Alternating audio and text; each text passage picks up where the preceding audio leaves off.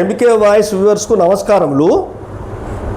ఈ నెల 6వ తారీఖున ఖమ్మం లోపట ఒక బహుజన బాలిక 12 సంవత్సరాల మైనర్ బాలికను మహమ్మద్ గౌస్ బాషా అనే వ్యక్తి మానభంగం చేసి హత్య చేయడానికి ప్రయత్నం చేసిండు. ఇది చాలా ఘోరమైన విషయం. ఇది ఫోక్సో చట్టం కిందికి వస్తుంది. మరి బీఆర్ఎస్కు సంబంధించిన ఆర్ఎస్ ప్రవీణ్ కుమార్ కానీ కేటీఆర్ కానీ నీ పేరు ఛానల్స్ కానీ ఎక్కడికి పోయినాయి? ఒక బహుజన బాలికకు అన్యాయం జరిగినప్పుడు మీరు స్పందించవలసిన అవసరం లేదా?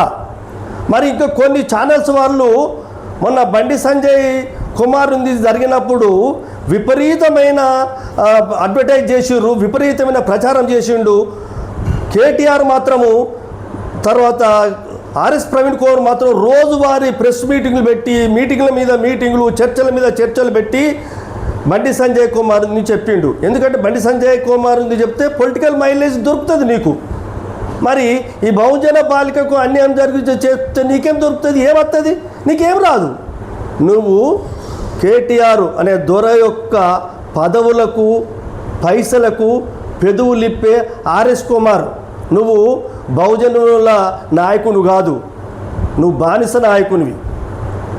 నువ్వు ఒక బహుజన అమ్మాయికి అన్యాయం జరిగినప్పుడు నువ్వు ఎందుకు స్పందించలేదు? నీకు ఎందుకు పోరాటం చేస్తలేవు? నీ పింకు మహిళలు ఎటుపోయినరు? కాబట్టి ఆ గౌస్ పాషను మిగతా ఛానల్స్ వాళ్ళు కూడా ఏది కూడా అమ్మాయికి సపోర్ట్గా మాట్లాడడం లేదు.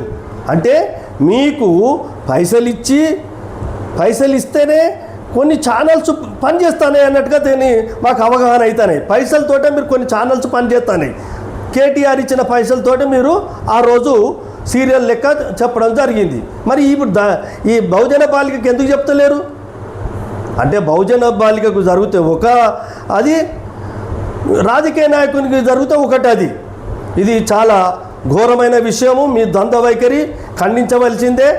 ఆర్ఎస్ ప్రవీణ్ కుమారు, నువ్వు చాలా పక్షపాత ధోరణితో పనిచేస్తున్నావు.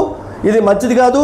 మీరు ఈ ఛానల్స్ కానీ మీరు కానీ తర్వాత ప్రజా సంఘాలు కానీ రాష్ట్రంలో మహిళా సంఘాలు కానీ ఆ బాలికను మానభంగం చేసి హత్య చేసిన ప్రయత్నం చేసిన వ్యక్తికి తక్షణమే శిక్ష పడేటట్లు మీరు ప్రజా సంఘాలు పోరాటం చేయాలని నేను కోరుతున్నాను. ఛానల్స్ కూడా దీన్ని లేకపోతే మీ మీద పైసలు తీసుకున్న ఆరోపణ వచ్చి మీరు బాలికలకు అన్యాయం చేసిన మీరు సపరేట్ ఉంటారని ఒక బదులు మాత్రం మీకు రావడం జరుగుతుంది. మరి ముఖ్యంగా ఆ వ్యక్తికి శిక్ష పడాలని నేను కోరుతున్నాను. కాబట్టి ఈ బీఆర్ఎస్ నాయకులకు, ముఖ్యంగా బీఆర్ఎస్ నాయకులు ఈ విషయంలో ఫోక్సో చట్టంలో ద్వంద్వ వైఖరి అవలంబిస్తున్నారు. కాబట్టి మీ యొక్క విధానము ప్రజలు గమనిస్తున్నారు. కాబట్టి మీరు ఎవరైతే ఆ అమ్మాయికి మానభంగం చేస్తారో అతనికి గౌస్ పాషకు శిక్ష పడాలని కోరుతున్నాను. జై హింద్, జై భారత్.